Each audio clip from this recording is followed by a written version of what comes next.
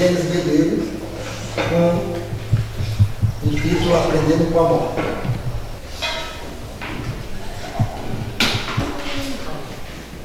Bem, queridos amigos, boa noite a todos. É uma alegria muito grande estar aqui nesta noite.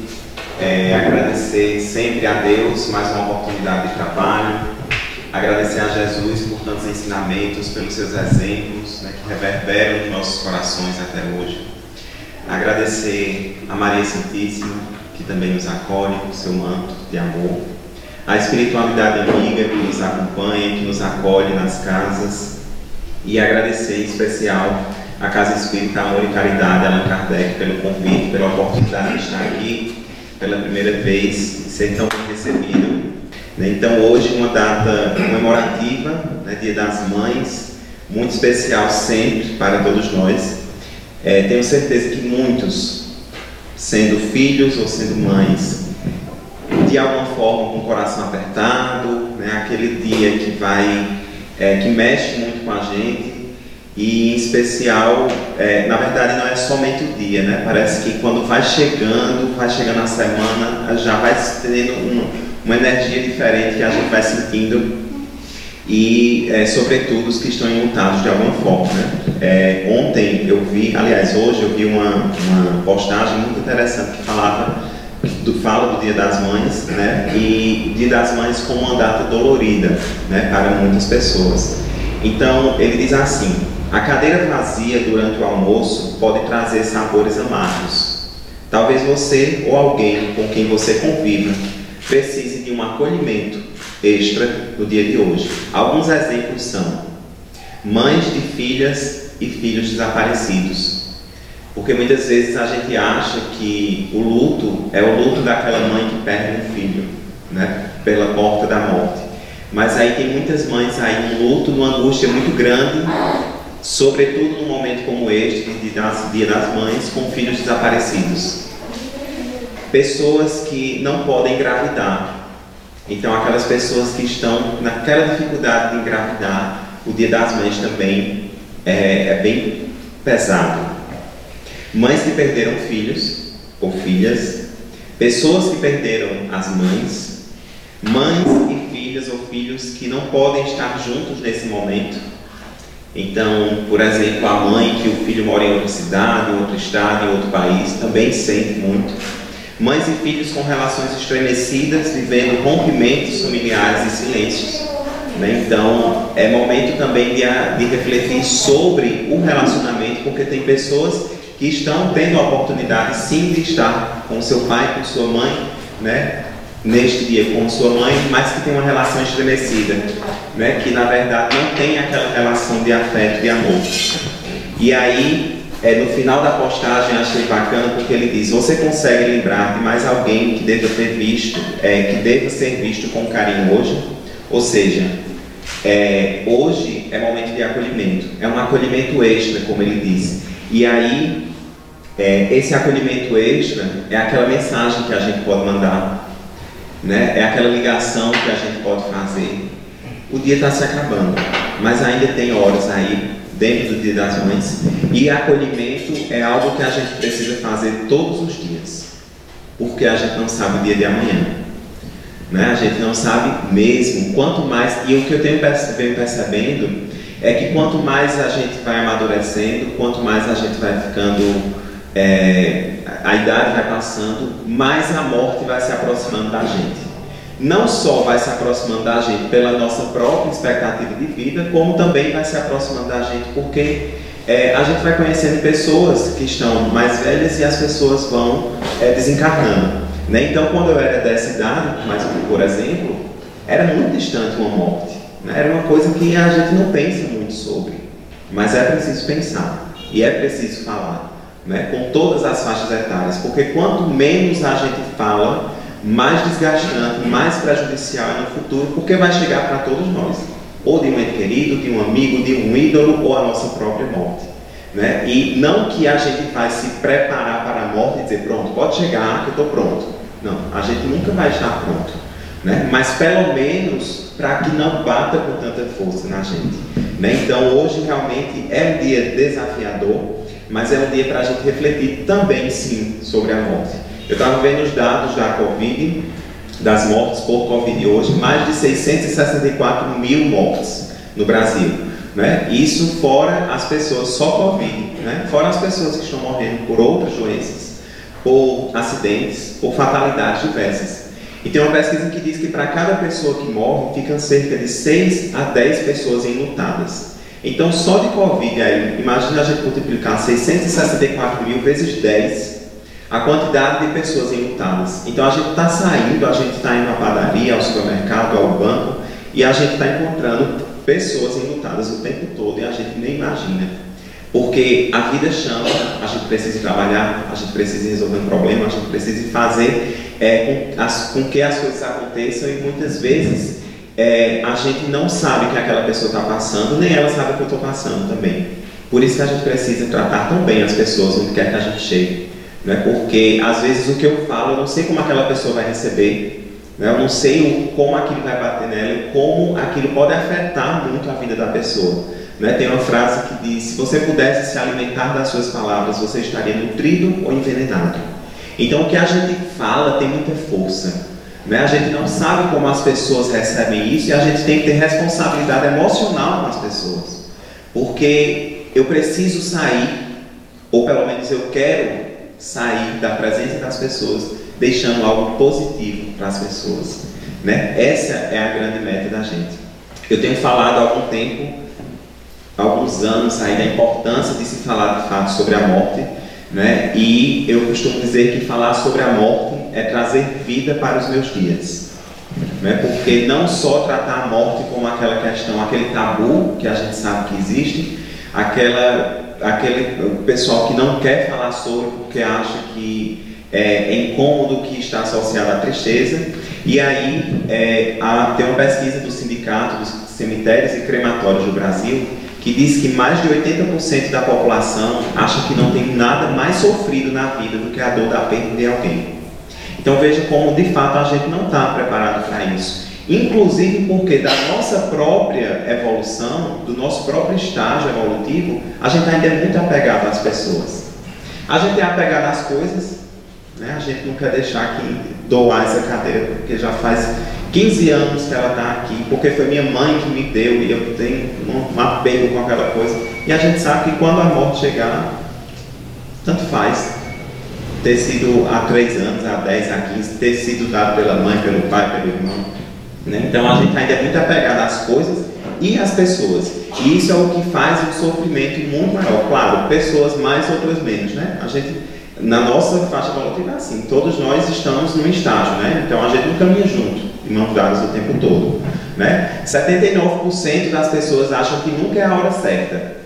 E aí olha como é complicado você pensar sobre isso, porque quem eu sou para dizer que não é a hora certa, né? Então muitas vezes é aquela minha mania de querer fazer as vezes de Deus, né? De dizer, não, eu acho que era muito novo, ou ainda não era o momento, ainda tinha muito para viver, né? Porque a gente diz assim, ainda tinha tanta coisa para viver, ainda ia fazer universidade, ainda ia se formar, ainda ia fazer isso. Só que isso é nos meus planos, na minha cabeça, não necessariamente aquilo ia acontecer, né? E se não fosse, se fosse um desvio ali, que foi melhor que tivesse voltado para casa logo, né? Claro, não é fácil, não é simples de a gente assimilar isso, porque os nossos olhos são muito imperfeitos para entender tudo o que acontece, né, na Terra. 63% acham que a tristeza está associada à morte. Então falar sobre a morte é choro, é tristeza, é dor, e eu não quero falar.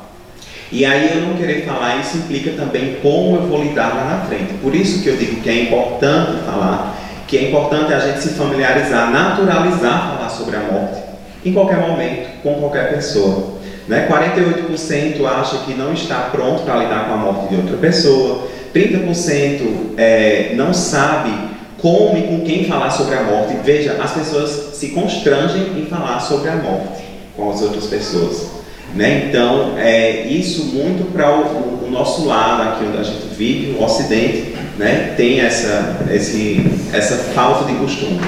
30% das pessoas tem muito medo de morrer, né? 30% tem muito medo de morrer, E 10% acredita que falar sobre a morte atrai. Então são aquelas pessoas que batem na madeira 3 vezes para não atrair a morte, né? E eu sempre digo que se falar sobre a morte atraísse, hoje à noite eu não estaria aqui com vocês, porque eu falo direto, né? Aliás, eu não só falo, como eu visto uma camisa com o nome morte, né? Então eu acho que já tinha me levado, se ela tivesse que me levar, né? Então é como o ditado diz, né? Ninguém vai de véspera, cada um vai realmente no seu momento. E aí por isso que essa nossa primeira parte da conversa é importante falar sobre a morte. É importante falar sobre a morte com crianças. Eu fui, Agnaldo falou aí lá na descrição, eu fui evangelizador por 13 anos. E aí nesses 13 anos eu evangelizei apenas crianças de 5 e 6 anos. E quando estava próximo ali ao momento, ao dia de finados, eu fazia a aula sobre a morte. Porque é importante, nunca nenhuma criança saiu correndo, chorando, desesperada, nunca, né? A gente fala com naturalidade, claro, a gente precisa falar, né, adequado à linguagem, mas para que elas possam entender que é finita essa encarnação, né? Que tudo tem um começo, um meio e um fim, o que não tem é a vida. A vida de maneira geral. Morte não é o contrário de vida, morte é o contrário de nascimento, faz parte da nossa vida. Então é importante falar com a criança, é importante falar com o adolescente, com o jovem, com todo mundo, né? Então, inclusive tinha um livro na época da evangelização que era Meu Avô Desencarnou, e aí narrava a história sobre isso. Não sei se quando chegavam em casa as crianças falavam, se os pais diziam, não fala sobre isso aqui, né? Porque o pai não quer falar com isso, sobre a morte em casa. Ou se deixava a criança falar. Tem pais que o quê? Não querem levar crianças a um velório, por exemplo. Né? Claro, tudo tem um limite, né? A gente não vai expor demais também, mas a gente não pode omitir tudo e mentir, inclusive, porque aí algumas pessoas dizem assim, não, olha, cadê meu avô? Deus levou. E aí eu crio um outro problema, porque a criança vai ficar com raiva de Deus. Por que Deus levou e não deixou comigo? Né? Ele viajou. E aí quando eu digo que ele viajou, aí quando a mãe for viajar, quando o irmão for viajar, ele vai entrar em depressão, porque vai achar que não vai voltar também. Então é preciso falar de uma forma adequada, né? Mas que ele ache que aquilo é natural. Então naturalizar, falar sobre, se familiarizar com isso, porque é da nossa vida, é da nossa condição e faz parte da nossa vida. Em algum momento a gente vai sentir isso com muito mais força, como eu disse. Quanto mais a gente vai ficando mais velho, mais a gente vai percebendo que a morte está muito mais próximo da gente, né? Em todos os sentidos. E aí tem uma música que fala sobre a morte, não necessariamente a morte, mas a importância de valorizar a vida, porque esse é um dos olhares que a gente precisa ter sobre a morte. É aprender com a morte, é aprender com esses eventos que acontecem com as pessoas, para que eu possa valorizar mais a minha vida, valorizar cada vez mais o meu dia a dia. Se o futuro a gente pudesse prever, eu estaria agora tomando café, sentado com os amigos em frente à TV. Eu olharia as aves como eu nunca olhei, daria um abraço apertado em meus avós, diria eu te amo, a quem eu nunca pensei. Talvez é o que o universo espera de nós. Então veja que isso acontece muito na nossa vida, e talvez não é o fato de eu não dar valor àquilo, mas é que a vida da gente é tão corrida que passa muito despercebido o valor de cada coisa, né? E o quanto a gente precisa agradecer. Eu costumo dizer que se a gente parar para agradecer o tanto de coisa que a gente tem para agradecer, a gente não vai ter sequer um minuto para reclamar, né? Então, a gente tem muito que agradecer. Estamos ainda dentro de uma pandemia, aí, fechando esse ciclo, né, acredito. E quem pegou o Covid, um dos sintomas, por exemplo, foi você não ter o olfato e o paladar, né? Ou ter prejudicado esse olfato e paladar. E aí o que é que acontece? Aí quem teve, viu como é bom comer sentindo o gosto da comida. Né? Como é bom a gente sentir o cheiro, né, das pessoas, da natureza, né, da comida também. Como é importante isso. Então, é valorizar tudo isso aí. E ele diz mais à frente, eu quero ser curado e ajudar a curar também. Eu quero ser melhor do que eu nunca fui, fazer o que eu posso para me ajudar, ser justo e paciente como era Jesus. Eu quero dar valor até o calor do sol. Então realmente é quando a gente passa a ter um olhar de realmente valorizar tudo que a gente tem na vida, né? E aí a gente não vai ter tempo para reclamar tanto. Valorizar, inclusive, as pessoas que cruzam o nosso caminho, né? As pessoas que estão ao nosso lado, que não são perfeitas, longe disso, assim como nós também não somos, né? Então a importância de cultivar as pessoas, porque a gente vive em lei de sociedade e a gente precisa das pessoas, né? Muitas vezes a gente escuta as pessoas dizendo: eu quero independência, eu quero ser só, eu não gosto de depender de ninguém, né? Isso traz muito orgulho nessa fala, mas como é importante a gente cultivar as pessoas. E aí, falando nisso, tem uma reportagem na revista super interessante que fala sobre a explosão da solidão. E diz assim: os indicadores no Brasil, entre 2004 e 2014, o número anual de divórcios aumentou 250%, 12 vezes mais do que o aumento do número de casamentos. E aí considere que esse número aumentou ainda com a pandemia, viu? Então, 250%. Entre 91 e 2019, a quantidade de pessoas que moram sozinhas ou passaram a morar sozinhas subiu 340%, 10 vezes mais do que o crescimento da população como um todo. Em suma, a solidão é onipresente e está crescendo. O problema é que ela mata. Solitários têm 29% mais chances de sofrer de doenças cardíacas, 32% mais riscos de ter um AVC, e são 200% mais propensos a desenvolver o Alzheimer. Em mulheres solitárias, a reincidência do câncer de mama é 40% maior e a propensão à letalidade chega a 60%.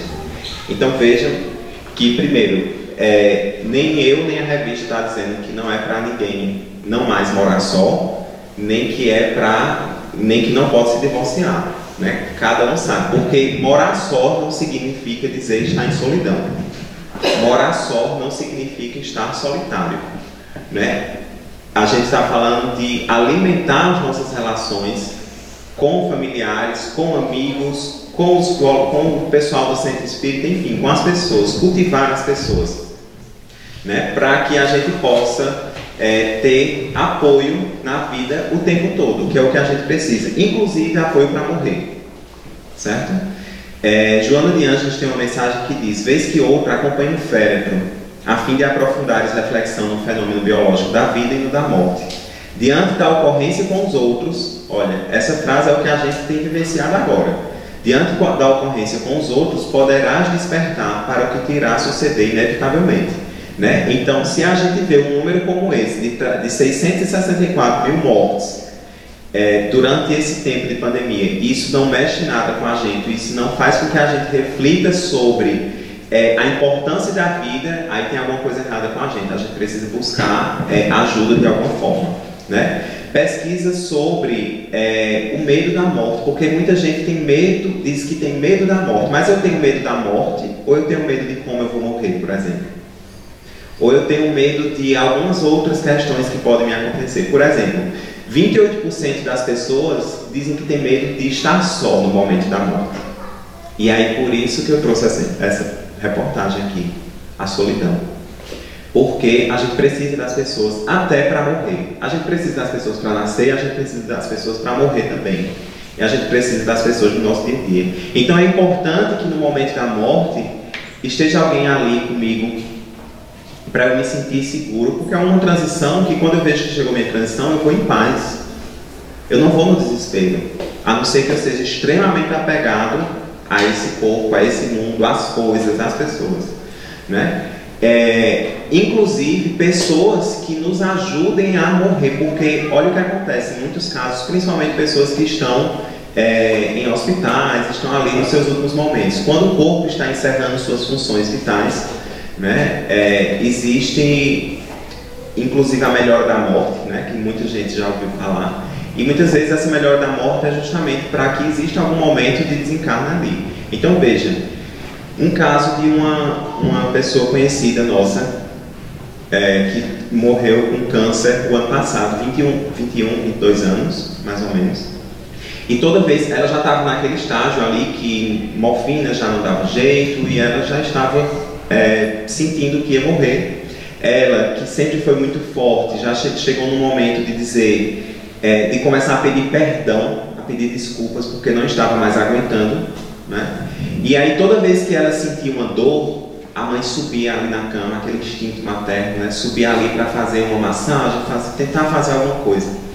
E ela aceitava. Quando foi nesse dia, né, que ela sentiu muita dor, ela já estava sentindo que estava se encerrando a sua jornada aqui, que ela começou a sentir dor e começou a gemer ali de dor. A mãe foi subir para dar a massagem e ela disse: não, segura minha mão,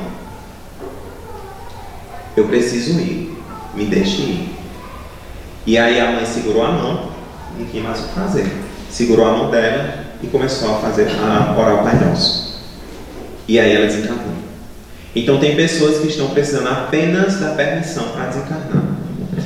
E não é fácil, porque essa pessoa que está ali para ajudar precisa ter coragem para dizer: vai em paz.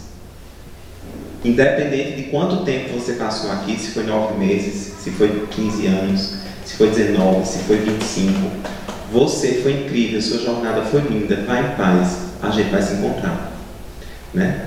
Então, não é fácil isso, mas a gente precisa se fortalecer para que, se eu precisar passar por esse momento, eu deixe as pessoas irem. Porque, com certeza, nós também vamos querer ter essas pessoas ao nosso lado para que a gente vá em paz. E aí, para eu morrer em paz, eu preciso viver em paz. Eu preciso cultivar as relações, eu preciso viver uma vida mais leve, uma vida com sentido. O Mário Sérgio Cortella diz: é preciso viver em paz para morrer em paz. 19% das pessoas têm medo de sentir dor no momento da morte. Muita gente fica preocupada com isso, né? Será que meu ente querido sentiu dor? Será que, como foi? O Livro dos Espíritos vai falar um pouquinho sobre isso mais à frente, vou trazer.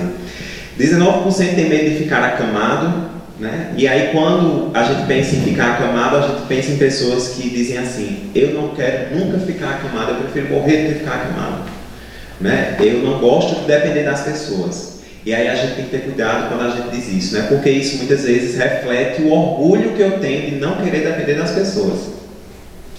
E aí a gente sabe que a vida ensina, né? Às vezes é exatamente o que vem para que você precise ali trabalhar. E é por isso que, por exemplo, tem pessoas que passam ali muito tempo, anos, inclusive numa cama, né? Numa situação delicada ali, e tem pessoas que morrem, descobrem uma doença, 3 dias, morre.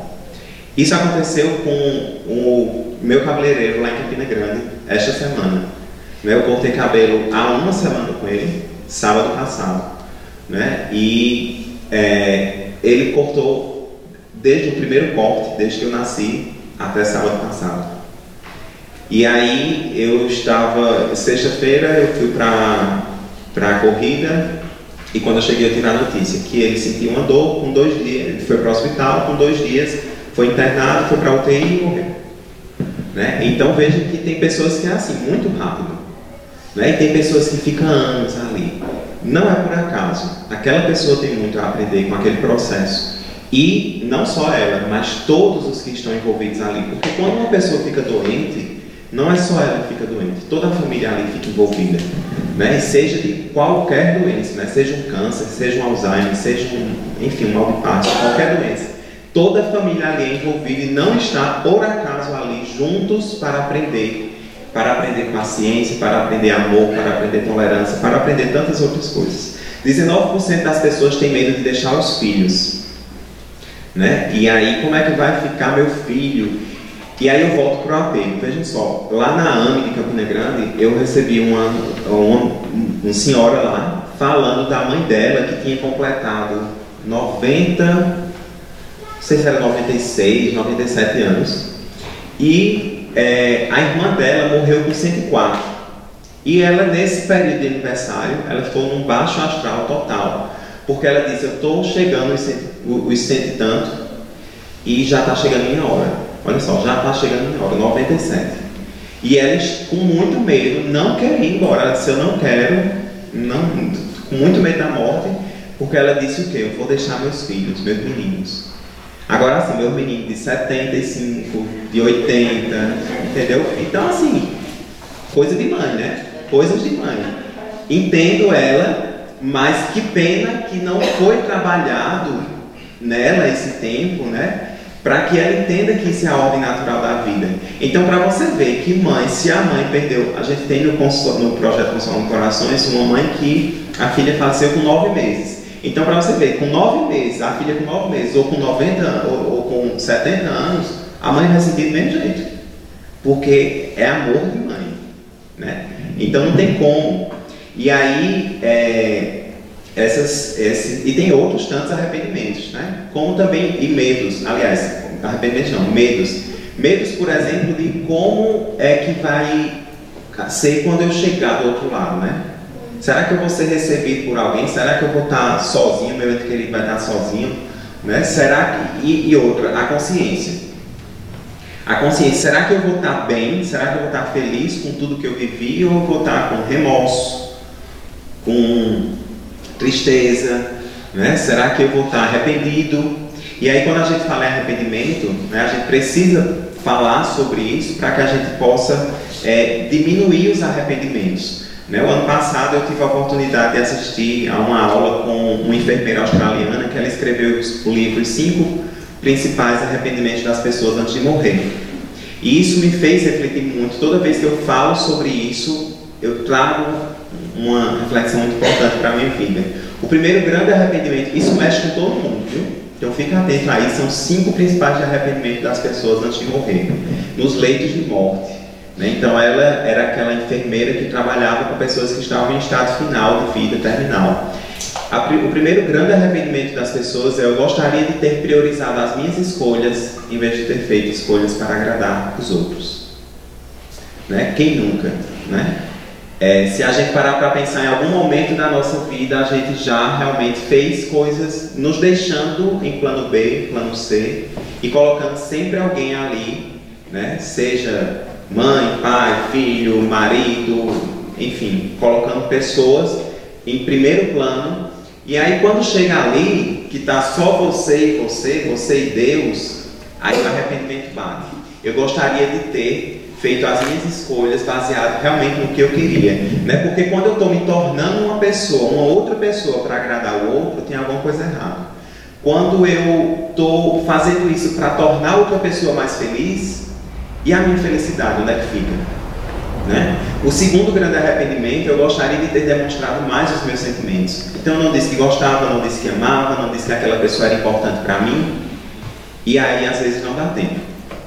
Não dá tempo porque vem uma pandemia e a mãe pega Covid e o filho vai levá-la no hospital, ela já está no estado mais grave e ele deixa ela ali logo na porta do hospital para ser atendida logo, e enquanto vai estacionar o carro, ela desce, vai, quando ele volta, ela já foi levada, já foi entubada, e a última vez que ele viu foi ali no estacionamento.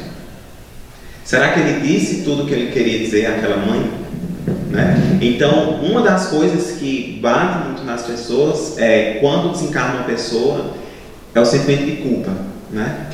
Eu poderia ter feito mais, eu poderia ter dito mais, eu poderia ter expressado mais.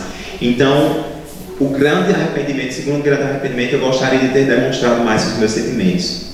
O terceiro é, eu gostaria de não ter trabalhado tanto, né? Porque eu trabalho tanto, de segunda a segunda, eu não tenho tempo para nada, eu não tenho tempo para minha família, eu não tenho tempo para encontrar os amigos, eu não tenho tempo para encontrar os primos, eu não tenho tempo para vir para a casa espírita, eu não tenho tempo para fazer um trabalho voluntário, eu sou daquele que diz, quando eu me aposentar eu vou me dedicar ao trabalho voluntário, eu não tenho tempo para nada, só para trabalhar, só para trabalhar. E aí Sócrates diz, cuidado com o vazio de uma vida ocupada demais. Cuidado com o vazio de uma vida ocupada demais. Porque às vezes eu me ocupo de tudo para não ficar de frente ao espelho e me conhecer melhor e saber o que eu preciso trabalhar dentro de mim.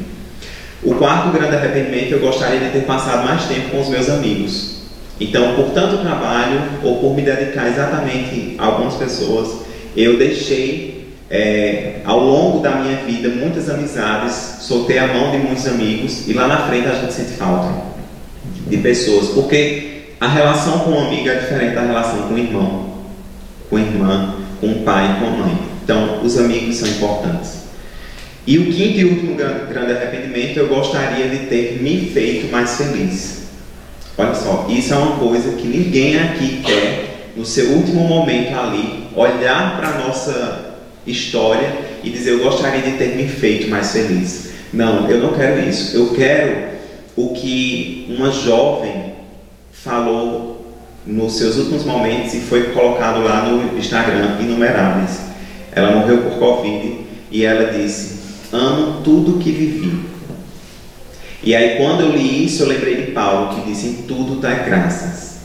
Né? Na dificuldade, no luto que eu passei, que eu estou passando, na tristeza, na dificuldade financeira, na dificuldade de relacionamento, na dificuldade do meu lar, mas com todas as bênçãos que Deus me deu para estar aqui e aprender com tudo isso, com a história mais desafiadora que eu posso ter tido, né? Porque a gente sempre acha que a nossa história é a mais difícil de todas, mas eu amo tudo que vivi. Por que eu amo tudo que vivi? É maturidade eu dizer isso, porque eu vou sair desta encarnação sabendo que eu passei por isso para aprender, e na próxima eu já vou saber lidar melhor com tudo isso, né?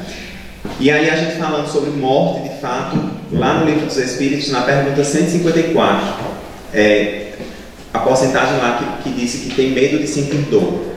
É dolorosa a separação do corpo e da alma? E a espiritualidade responde, não. O corpo quase sempre sofre mais durante a vida do que no momento da morte. A alma nenhuma parte toma disso. Os sofrimentos que algumas vezes se experimentam no instante da morte são um gozo para o espírito que vê chegar ao termo do seu exílio, né? Então, isso aqui, como traz o Evangelho segundo o Espiritismo, estamos num cativeiro, né? Isso aqui realmente é uma prisão para a gente, né? Só que como nós estamos muito focados nessa vida, né? Claro que alguns estão mais despertos para a espiritualidade, a gente não se dá conta disso, mas isso aqui é muito pesado para a gente. E quanto mais a gente vai ficando idoso, mais vai ficando pesado. Quanto mais a gente vai ficando doente, mais vai ficando pesado, né? E tanto a velhice quanto as doenças vêm para nos ensinar. Meu avô dizia, ô velhice ingrata. Ele não era doente, mas ele sentia as limitações. Ele queria fazer um monte de coisa, ele queria subir no pé de manga, ele queria fazer isso, queria fazer aquilo, mas o corpo não responde mais, né? Porque não tem mais aquela energia. Então, isso vem para nos domar também, para que a gente possa aprender de alguma forma. Na 159, que sensação experimenta a alma no momento em que reconhece estar no mundo dos espíritos? Então, a preocupação das pessoas de como é que o meu ente querido, quando se reconhece que morreu, o que é que acontece? Depende, né? Porque, primeiro, ninguém vira a melhor pessoa do mundo porque morreu, ou porque ficou doente, ou porque ficou idoso. Por isso que eu falo de cultivar as pessoas, né? Então a gente precisa se trabalhar para isso. Então a pessoa não, porque morreu, não vira aquela pessoa incrível, maravilhosa. Não, ela vai continuar sendo o que ela era aqui. Isso não é dentro que está falando, é o Livro dos Espíritos que traz. Depende, se praticaste o mal, impedido pelo desejo de o praticar, no primeiro momento te sentirás envergonhado de o haveres praticado. Com a alma dos justos, as coisas se passam do modo bem diferente. Ela se sente como que aliviada de grande peso, pois não teme nenhum olhar percrustador, né? Então, continuamos da mesma forma. Se plantamos o bem aqui, continuaremos plantando bem. Então, se o nosso ente querido que desencarnou, a gente tem essa em mente que era uma boa pessoa, que desejava o bem, que plantava o bem, vai continuar na faixa vibratória do bem, né? Recebendo todo o apoio espiritual da espiritualidade amiga. Na pergunta 160, né, a gente fica preocupado, e aí quando eu for, quando meu ente querido desencarnou, será que ele encontrou alguém lá, né, dos meus outros entes queridos que desencarnaram? Sim, conforme a afeição que lhes voltava e a que eles lhe consagravam. Muitas vezes aqueles seus conhecidos o vêm receber à entrada do mundo dos espíritos e o ajudam a desligar-se das faixas da matéria. Encontra-se também com muitos dos que conheceu e perdeu de vista durante a sua vida terrena. Então, duas coisas. Primeiro, quando a gente encarna, que a gente traz esse véu do esquecimento, a gente esquece de muitos dos nossos amores espirituais. E a gente foca nos que estão aqui. Mas aí quando a gente volta, é um grande reencontro também. Vejam o último encontro Consolando Corações mesmo, que eu coordenei, eu trouxe uma imagem que era um mar e era o barco.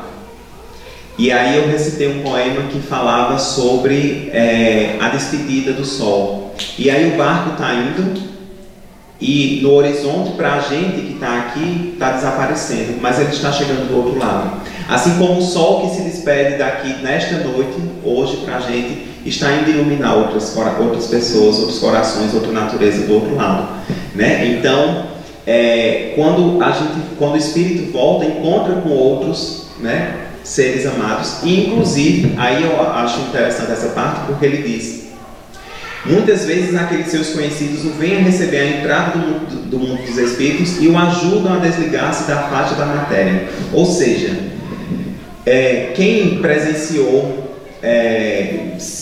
talvez tenha alguém aqui da área da saúde, e na área da saúde que lida com pessoas que estão em fase terminal, ali próximo à morte, ou familiares que presenciaram de alguma forma. O que acontece é que muitas vezes pessoas que estão ali no fim da vida, que as atividades do corpo humano ali, vitais, elas não estão mais quase funcionando, já se encerrando, acontece de uma lágrima cair, acontece de um olhar de surpresa, acontece um sorriso de canto de boca, e aí a medicina trata, lá no Manual de Cuidados Paliativos, de alucinações. Aquela pessoa está demonstrando alucinações ali.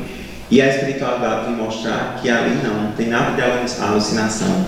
É um encontro. É porque quando a gente está desencarnando, vem entes queridos nossos para nos receber à porta do mundo dos espíritos e nos levar. E nos receber com muito amor. Na pergunta 165, diz assim: conhece o Espiritismo? O conhecimento do Espiritismo exerce alguma influência sobre a duração mais ou menos longa da perturbação? E aí vamos lá. Primeiro, essa perturbação é natural, porque imagine que essa sala está toda escura, totalmente escura, não tem nenhum feixe de luz. E de repente a gente, acende todas as luzes. Aí dá aquele choque no olhar da gente, né? Da mesma forma é quando a gente desencarna também. A gente sai do mundo material para o mundo espiritual. E aí essa perturbação é natural. Só que aí ele pergunta: o conhecimento do Espiritismo ajuda, né, de alguma forma nesse momento de a gente se reconhecer no plano espiritual? E ele diz que sim, né, influência muito grande. Por isso que o Espírito já antecipadamente compreendia a sua situação. Então, claro que nós espíritas, digamos assim, trabalhamos um pouco a morte melhor do que outros segmentos religiosos. Mas aí seria injustiça eu dizer que só os espíritos teriam esse momento aí de mais tranquilidade nessa transição, né? E aí ele diz: mas a prática do bem e a consciência pura são o que maior influencia, aliás, o que maior influência exerce. Então não é preciso ser espírita, é preciso fazer o bem. Não é preciso estar dentro da igreja católica, dentro da igreja evangélica, dentro do centro espírita. É preciso, onde quer que eu esteja, fazendo bem, né? Fazendo bem para mim, fazendo bem para o próximo, né? E aí, quando existem esses momentos, essas situações de morte na vida da gente, claro, bate muito forte no nosso coração, é muito desafiador. Mas com cada experiência a gente vai aprendendo, porque é um luto hoje, daqui a um tempo vem um outro luto, daqui a um pouco vem um outro luto, e um não anula o outro, né? Um não anula o outro. A gente vai somando essas experiências, né, de luto, mas a gente vai e deve se instruir para que a gente possa ir aprendendo com a morte, com esse fenômeno da morte que acontece na nossa vida. A gente vai aprendendo e a gente vai tendo oportunidades de aprender cada vez mais. E aí eu tive uma grata oportunidade que foi conhecer e participar desde o início do projeto Consolando Corações, né, que teve início, vai fazer 5 anos este ano, e é um projeto que é de compartilhamento né, de histórias de pessoas que estão enlutadas e que vêm trazer a sua experiência, vêm desabafar, vêm chorar, né, para que cada um possa ir se ajudando, cada um possa ir ajudando o outro, se fortalecendo no momento do luto, no momento que é desafiador, sim. A psiquiatra suíça Elisabeth Kübler-Ross, ela trata no luto, ela fala sobre as fases do luto, né? E aí tem a fase da negação, da raiva, da negociação, da depressão e da aceitação. Não é necessariamente todo mundo passar por essas fases, né? E nem necessariamente nesta ordem também. Então conheço pessoas que, por exemplo, disseram que estavam com muita raiva de Deus, porque Deus fez isso comigo. Mas também conheço pessoas que disseram que nunca sentiu nenhum pingo de raiva de Deus, né? Então isso é cada um que vai sentindo de alguma forma aquilo e vai administrando aquele luto de alguma forma dentro de si, né? Então esse projeto ele é muito importante, acontece quinzenalmente na AME, lá em Campina Grande, e a partir dele, na pandemia, veio o Consolando Corações na Web, que eu passei a apresentar também nos domingos no YouTube, que a gente tem vários temas importantes. Os temas desse ano, inclusive, os que eu trabalhei este ano, só para vocês terem uma ideia, foi, por exemplo, o último tema foram os diferentes tipos de luto, que a gente vai falar rapidinho aqui também. O luto na perda gestacional foi um outro programa que a gente fez. Tende bom ânimo, né? No mundo tereis aflições, mas tende bom ânimo, eu venci o mundo. Aprendendo com a morte, finitude e infinitude, e tantos outros, né, que está lá no YouTube. É só colocar Consolando Corações e tem vários vídeos lá para falar de temas diversos. E aí, a partir desse grupo também surgiram mais 2 novos projetos, né? Inclusive um deles está aqui em Soledade, né? Que a gente tem muita alegria, e eu estou diante daquele quadro lindo ali que eu não conhecia ainda, né? Com muitos entes queridos, né? Que não estiveram, continuam conosco. É porque a morte não mata ninguém.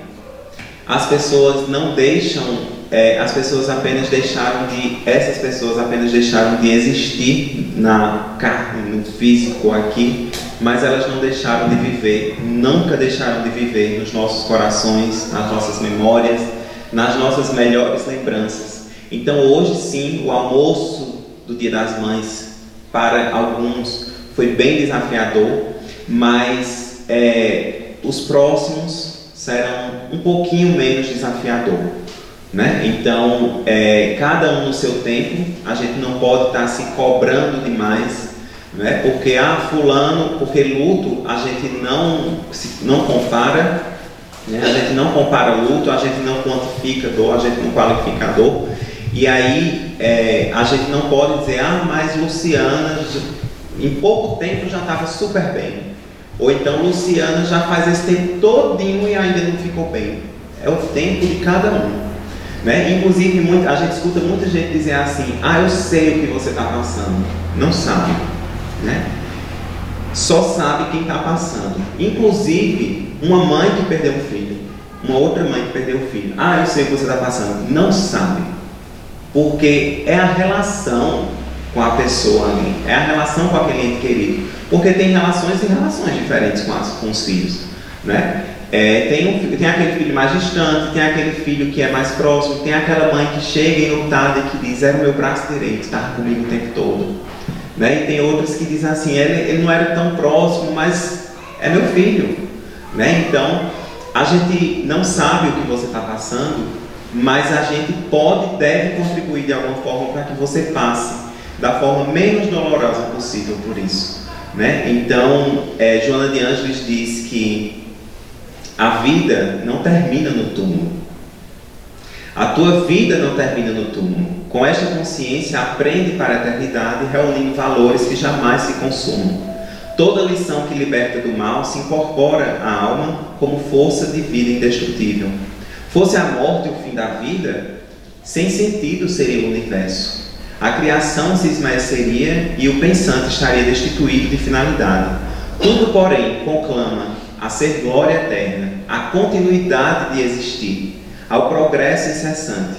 Estuda e trabalha, sem cessar, com os olhos postos no teu futuro espiritual, vivendo hoje, alegre e pleno sempre. Então, essa mensagem traz a lembrança que uma das mais importantes da doutrina espírita, que é a confirmação da imortalidade da alma, né? Então, as pessoas não morrem, né? Elas apenas mudam de plano, como eu costumo dizer, elas apenas atravessaram a ponte. E aí vai chegar o nosso momento também de atravessar a ponte e reencontrar com muito amor todas essas pessoas, né? Então, é importante a gente pensar nisso, a gente ter essa certeza para que a gente possa confortar um pouco o nosso coração. Mas no processo de luto a gente precisa se respeitar, né? No momento que está triste, tem que administrar essa tristeza, tem que acolher essa tristeza, né? Como diria Padre Fábio de Mello, quando a tristeza bater a sua porta, abra a porta, chama ela para tomar um cafezinho, converse com ela e depois, tchau, né? E aí, em cada momento, isso vai acontecer. Vai ter dia que ela vai demorar mais um pouquinho, vai ter dia que vai ser mais rápido. E o luto é assim, né? Altos e baixos. Altos e baixos, e inclusive, muito altos e baixos não é um dia bem e outro dia não. Às vezes são altos e baixos no mesmo dia. Porque tem uma palavra hoje que está muito em moda, que é gatilhos, né? Então são os gatilhos que vêm na nossa vida e a gente lembra daquela pessoa. Então é um prato de comida que aquela pessoa gostava, que chegou à mesa, né? É uma música que eu escutei, que ela gostava de ouvir, que ela tocava violão, né? E tudo isso faz a gente lembrar. O primeiro ano de luto, a gente costuma dizer que é muito desafiador, né? Porque o primeiro ano vem o primeiro aniversário, vem o primeiro dia das mães, vem o primeiro dia dos pais, vem o Natal, vem tudo. E realmente precisa de um apoio muito grande nesse momento. É por isso que projetos como Laços e Abraços, né, como Consolando Corações e tantos outros que tem aí, Brasil afora e mundo afora, são importantes. Então, a gente precisa buscar formas de nos proteger. Eu sei, né, que tem várias pessoas enlutadas aqui e eu fico muito feliz porque só em vocês estarem aqui é um passo que vocês estão dando para essa reconstrução. É como se estivesse reaprendendo a andar. Sabe uma pessoa quando sofreu um acidente que ela precisa ali fazer uma reabilitação, fisioterapia e tudo para reaprender a andar? É uma pessoa enlutada, né? Que ela precisa reaprender a viver. Eu quero minha vida de volta. Não vai ter mais. É uma nova vida. Aquele abraço não tem mais, mas o abraço eu vou ressignificar. Vai ser um abraço aqui na oração, mandando flores. É preciso fazer isso todos os dias, né? Mandar o que é. A gente tem lá no grupo Consolando Corações de Dona Maria das Dores que diz: eu mando girassóis para o meu filho, né? Então o abraço vai ser diferente, né? Vai ser uma música que eu vou cantar em homenagem àquele meu filho. Tem outra mãe que no encontro lá ela canta, né? Ela cantou algumas vezes para o filho dela também. E aí a gente vai ressignificando essa presença, porque a presença sou eu que consigo trazer ou não, né? E se respeitando nesse momento de luto que às vezes é muito pesado. Inclusive em relação a essa presença, veja que tem muita gente que lida de uma forma diferente com isso. Por exemplo, tem gente que coloca um painel enorme com a foto da pessoa. Tem gente que não quer ver uma foto. E aí eu preciso esperar o momento de cada um. Eu preciso esperar aquela mãe que diz: não quero nem ver nada de criança tão cedo. Aquela que diz: eu não vou abrir o quarto ainda da criança. Mas aí vai chegar o momento que ela vai abrir. E ela, claro, o primeiro momento vai ser muito desafiador, mas depois aquilo vai ser natural. É o outro projeto que a gente tem, né, que é fruto também do Consolando Corações, que é o Berço de Amor. Né? Duas mães que perderam ali filhos muito bebês e que estavam naquele estágio de muito recente, eu não quero ver nada de criança e tal. E aí elas lembraram que tinham, que quantas pessoas tinham filhos ali no hospital, né, onde elas estavam com os filhos, e que não tinha nenhum enxoval e tudo, e elas disseram, eu estou com tudo isso parado aqui. Eu vou criar coragem, vai ser difícil, eu vou chorar, eu vou entrar, vou pegar tudo e vou doar, porque tem gente precisando. E aí foi criado um projeto com esse de amor, hoje elas distribuem enxovais, muitos aí, né, para pessoas carentes, né, e a gente fica muito feliz com isso. Então, cada um no seu tempo, se respeitando, né, respeitando o seu momento. Eu vou dar uma apressadinha aqui, que eu estou vendo que estão 8 horas já. Oi? Eu prometo que eu não vou ultrapassar muito não, sabe? Uma outra coisa com essa questão da morte que a gente precisa lembrar é que tem um momento muito desafiador, que é o momento do velório. Né? E muitas pessoas chegam para dizer assim, mas aquele momento do velório foi muito difícil, ou os últimos momentos de hospital. E minha mãe, ela dizia assim, ir a um velório é um ato de caridade. Porque as pessoas dizem assim, eu não gosto de ir para o velório, eu não vou porque eu não gosto. Mas a gente não só faz o que a gente gosta na vida, né? A gente faz o que é preciso fazer. Né? Então, é preciso ir ao velório sim, porque, primeiro, muitas vezes o espírito está ali ainda. Né? Então a gente precisa orar para que ele possa seguir a sua caminhada. A família está ali toda enlutada e aquelas pessoas precisam de alguma forma, algum sustento. Né? Eu chego lá e não sei o que é que eu vou falar para uma mãe que perdeu um filho. Nem eu também não sei não. Não vim aqui para dizer isso a vocês não. Né? Chico Xavier também não dizia não. Porque Chico Xavier, com toda a bagagem que ele tinha de doutrina espírita, de consolação de tudo, quando chegava uma mãe enlutada, ele não ia falar da doutrina espírita, não. Ele abraçava e chorava junto. Porque é a única coisa que pode ser feito. Porque um luto não se cura assim. Né? É um processo. Né? Tem pessoas que estão com luto de 10 anos, né?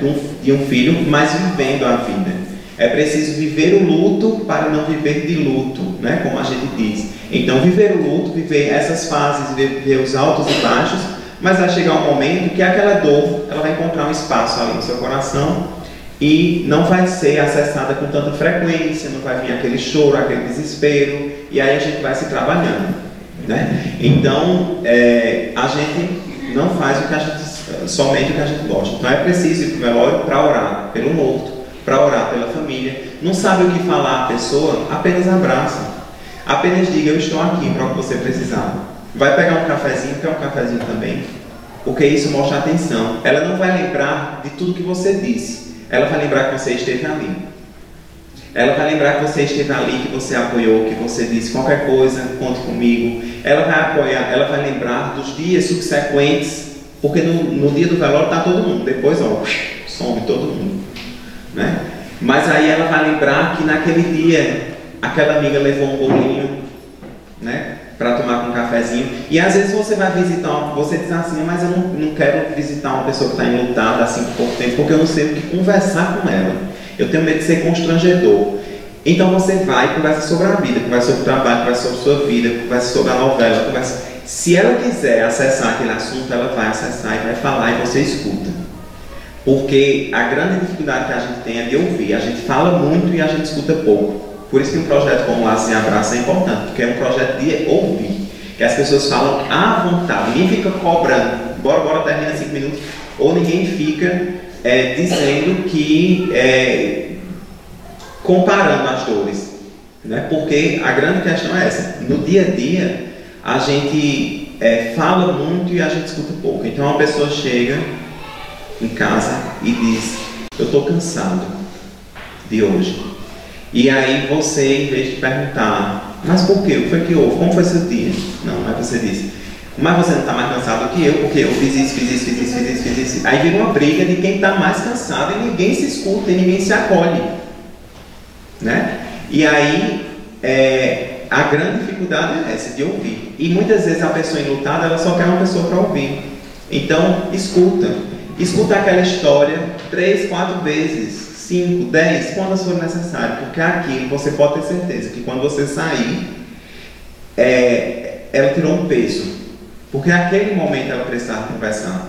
né? Então isso é muito importante, é saber acolher, é saber trabalhar esse luto. Tem um documentário chamado Último Abraço, 3 dias no acampamento de luto. E aí é sobre um alojamento lá nos Estados Unidos que ajuda crianças e adolescentes a superarem a ausência de um ente querido que desencarnou, né? E aí já é um outro lado, a questão do luto de crianças e adolescentes, que também é preciso trabalhar isso, né?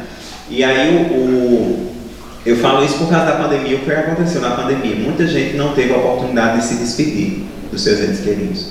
E isso foi muito forte, né? Porque eu não pude fazer o velório do meu ente querido, eu não pude fazer o enterro, simplesmente eu soube a notícia e acabou por mim. E aí criaram, nesse acampamento, todos puderam se despedir adequadamente. Aqueles que não puderam se despedir adequadamente, aliás, eles vinham com muita revolta para esses encontros. E aí foi criada uma espécie de uma despedida simbólica, né, para que eles pudessem se despedir. E aí uma escrita, uma carta que era feita para a pessoa. E teve um caso de 3 irmãos adolescentes que se disseram felizes por terem acompanhado o pai, que teve câncer, em todas as etapas. Apesar da saudade, ficaram aliviados com o desencarne, terem visto o sofrimento deles, né? Então, veja que quando a pessoa passa por todos os processos, é um pouco mais tranquilo de aceitar. Por isso que determinadas mortes são mais desafiadoras de você entender, né? Como acidentes, como essas doenças na pandemia, que foi muito forte, como essa questão dos ritos também, né? Mas aí a gente precisa lembrar, e ao final do acampamento, inclusive no documentário, era possível notar o alívio no semblante dessas pessoas. Então era um acampamento de 3 dias para trabalhar o luto. E aí eu lembrei do projeto Consolando Corações, porque as pessoas vêm, compartilham, escutam, aprendem, e elas passam a viver o luto de uma forma diferente. E aí, por exemplo, a gente tem Luciana, que é voluntária do projeto. E Luciana vai e acolhe outras pessoas, e fala sobre a morte, e fala isso. E significa dizer que Luciana superou o luto dela? Não, ninguém supera o luto.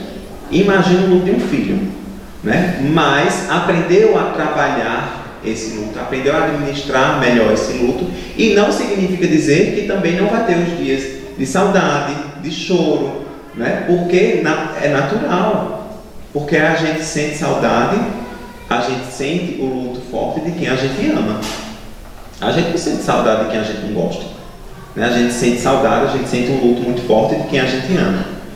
Para todos os lutos, para todos os tipos de luto, né? A gente tem o luto natural pela morte natural, a gente tem o luto complicado, né? Que é quando a pessoa passa um momento muito grande de melancolia, passa um tempo a mais do que o naturalmente acontece. Isso vai afetando outras questões na vida, como falta de ânimo para trabalhar, estresse, alterações de humor, problemas de saúde também. Existe o luto antecipatório, principalmente para aquelas pessoas que estão com doenças terminais, né? Um luto que a pessoa não morreu, mas ela já não está mais com você, né? Então ela já não consegue, não existe mais aquela troca. Então existe o luto antecipatório, existe o luto não reconhecido, né? Existem pessoas que estão aí enlutadas pela morte de um cachorro, né? Do seu cachorro. E aí muitas pessoas acham isso uma coisa absurda, né? Mas acolhemos no grupo já, foi, Luciana? Uma pessoa que chegou lá toda constrangida porque tinha gente lá que uma perdeu o filho, outro perdeu o marido, outro perdeu não sei o que, eu perdi meu cachorro. Mas quem sabe da relação com o cachorro daquela pessoa é ela, não sou eu. Então eu não estou ali para julgar, eu estou ali para acolher a dor, para dizer que ela precisa trabalhar esse luto e continuar vivendo, né? De alguma forma. Tem o luto ausente, que é quando ocorre quando a pessoa se mostra indiferente à morte, né? Bloqueando os sentimentos. Tem o luto atrasado, que aí é decorrente do luto ausente. E aí, decorrência desse luto ausente, depois, é como se fosse assim, a gente não diz viver o luto para não viver de luto. Se eu não vivo o luto, se eu vou brecando isso, ele vai vir lá na frente. E aí vem com muito mais força. E aí vem com doenças, né? E aí passa a reverberar de certa forma no corpo também, porque é como se a gente reprimisse os sentimentos da gente, e a gente precisa entender que nós somos seres humanos. A gente precisa, no momento de chorar, a gente precisa parar com isso de que homem não chora, homem não sofre com o luto, né? Inclusive tem um vídeo lá do Consolando Corações, que é o luto do homem também, que é um dos lutos não reconhecidos. Por quê? Porque as pessoas dizem assim, não chore não, você é homem, não chore não, você é o chefe da família, você tem que sustentar sua mulher, seus filhos e todo mundo.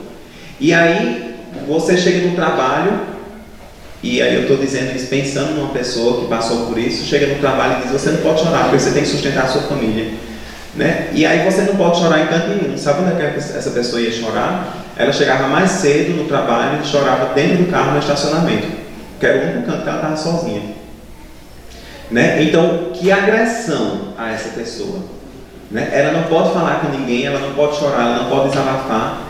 E aí isso vem depois de uma forma muito mais forte. Isso é falta de caridade, a gente não acolher essa pessoa, seja ela qual for. O luto traumático também, quando geralmente associado a acidentes, a homicídios, a suicídios. O luto gestacional, né, quando uma mãe perde ali um bebê, e aí a gente tem que ter muito cuidado com o que a gente diz, como a gente acolhe as pessoas, porque é preciso saber acolher também, né? Então, eu não posso de forma alguma dizer a uma mãe que perdeu um filho, dizer, mas você é tão jovem, você vai ter outro filho, né? Como se fosse assim, um filho substitui outro, né? E eu não vou adentrar aqui porque é uma história longa, né? Porque aí é uma questão espiritual, uma relação de mãe e filho. Então não é assim, vai engravidar de novo e vai substituir o filho, não. Vai ter um outro filho, né? Então aquela mãe que perdeu um filho vai ter um outro filho, então vão ser dois filhos. E aquele filho vai se sentir muito feliz de ser lembrado sempre. Tem um luto coletivo, que é esse também que a gente tem vivenciado, que é o luto em função aí da Covid, né? Também desastres, guerras, né? Todos esses desastres, ultimamente a gente viu muito com as chuvas e tudo, né? Muita gente morrendo assim. Então tudo isso gera esse luto coletivo.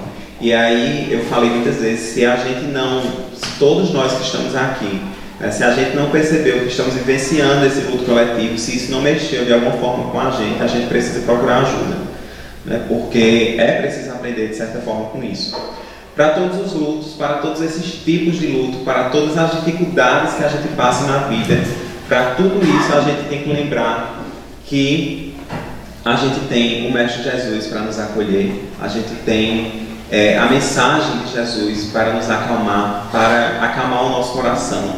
Davi, em momento de muita tristeza, de deserto, de angústia, né, de se sentir muito sozinho, ele compôs o Salmo 23, né, e que diz, o Senhor é meu pastor, Ele não me faltará. Não é nada me faltará, como a gente vê aí, né? A tradução mais adequada seria, Ele não me faltará, porque quando eu digo, o Senhor é meu pastor, nada me faltará, dá muita impressão de coisas, né, não me faltarão. E ali ele estava num momento sozinho, atravessando o deserto, ele. É quando a gente está passando por aquele momento de dificuldade, de dor, que a gente olha assim, está cheio de gente, mas eu estou me sentindo sozinho. Mas a gente não pode esquecer que sempre temos um Deus que é Pai, misericordioso, justo e bom, Jesus, nosso irmão, nosso mestre, Maria, os nossos mentores espirituais, né, que estão sempre a nos acolher. Então não estamos sozinhos. O Senhor é meu pastor, Ele não me faltará. O escritor Mia Couto, ele diz que morto muito amado morre todos os dias. Morto muito amado morre todos os dias. Então, os nossos entes queridos jamais serão esquecidos. Todos os dias estarão conosco nas nossas preces, nos nossos pensamentos, nas nossas memórias. Às vezes, naquele momento que a gente menos esperar. Eu fiz uma entrevista com Ana Penido, a esposa do jornalista Gilberto Menstein, e ela disse que achava que estava ali num momento já curada, entre aspas, né, do luto, não estava mais naquele momento perturbador, assim, que estava mais forte, e ela foi a uma loja de roupas, né, comprar uma roupa lá, e quando chegou lá ela desabou no choro. né? Então veja, numa loja de roupa. E aí ela nem se tocou que todas as vezes que ela ia comprar roupa lá, ela ia com o marido, que desencarnou com câncer. Né? Então vão acontecer esses momentos, mas com o passar do tempo e com essa ajuda que a gente vai buscando formas, estratégias de nos protegermos, a gente vai se fortalecendo para que doa um pouco menos.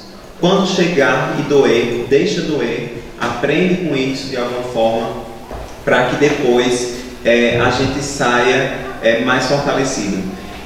Se fosse para deixar eu falar sobre a morte aqui mais umas 2h30, eu falava, mas eu já vou encerrando minha fala e mostrar a vocês que tem 2 livros que não são espíritas, mas que me ensinaram muito sobre a morte, né? Um livro foi este aqui, A Morte é um Dia que Vale a Pena Viver, e um excelente motivo para se buscar um novo olhar sobre a vida. É de uma médica oncologista, Ana Cláudia Quintana Arantes.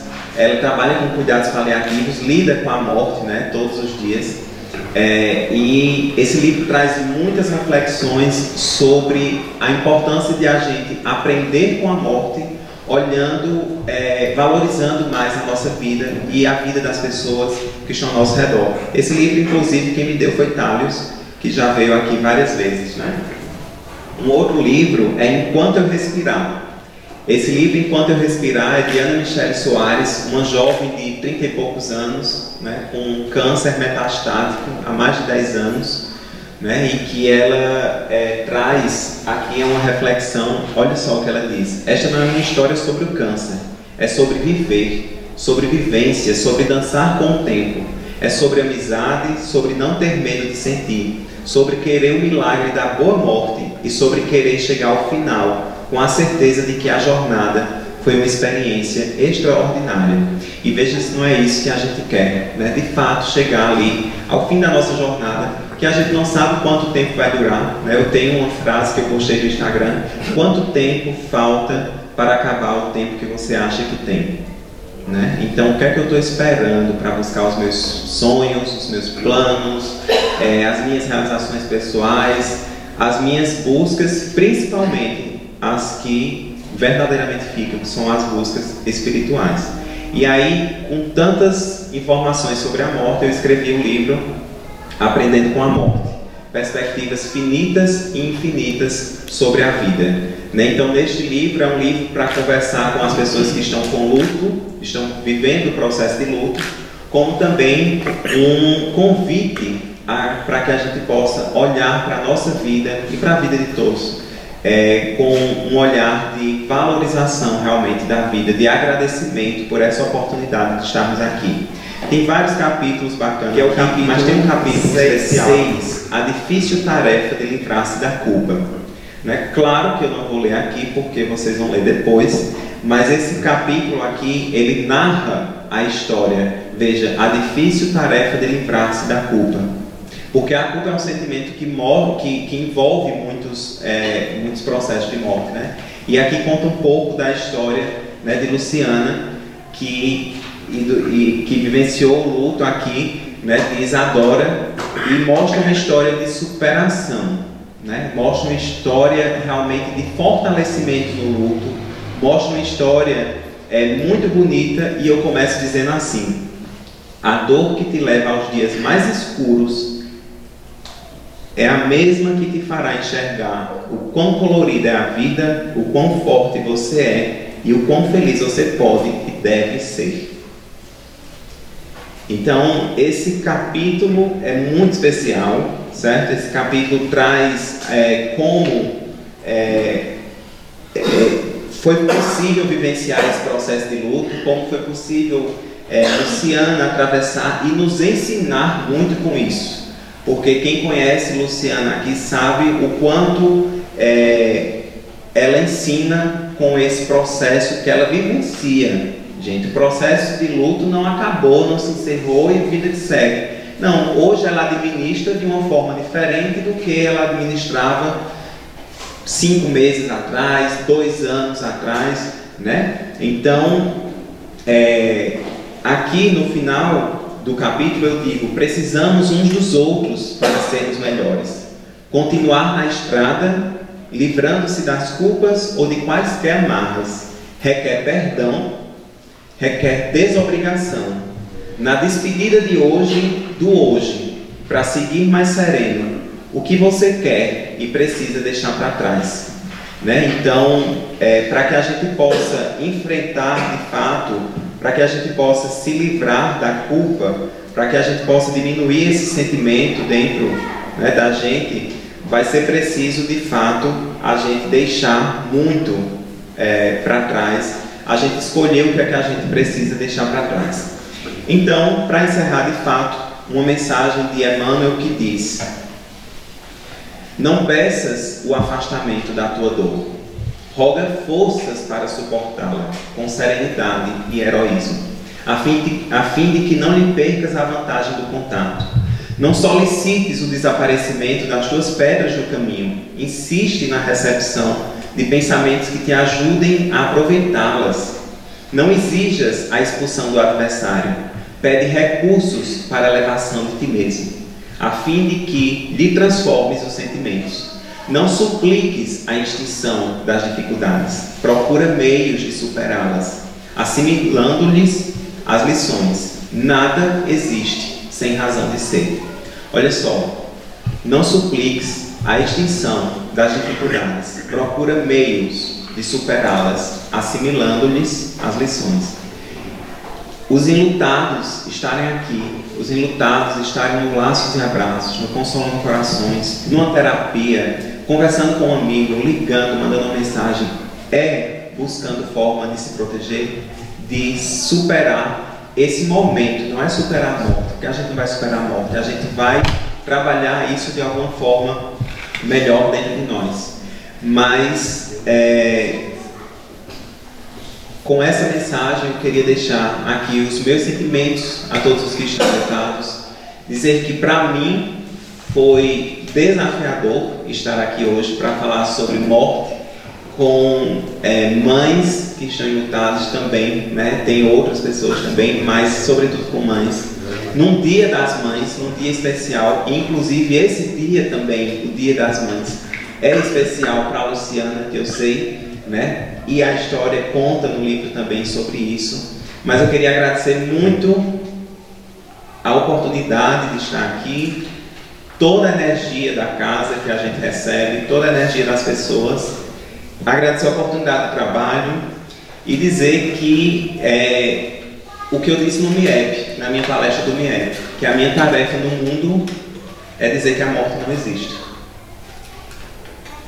E dizer a todos vocês que é preciso aprender com a morte, e aprender com a morte sobre uma vida com mais sentido, sobre uma vida mais leve. Vamos falar sobre a morte, vamos conversar com as pessoas sobre isso, vamos aprender com aquelas mortes das pessoas que a gente conhece e vamos nos preparar de certa forma para que quando chegue o nosso momento não tenha aquele desespero, né? Mas que a gente possa ir em paz.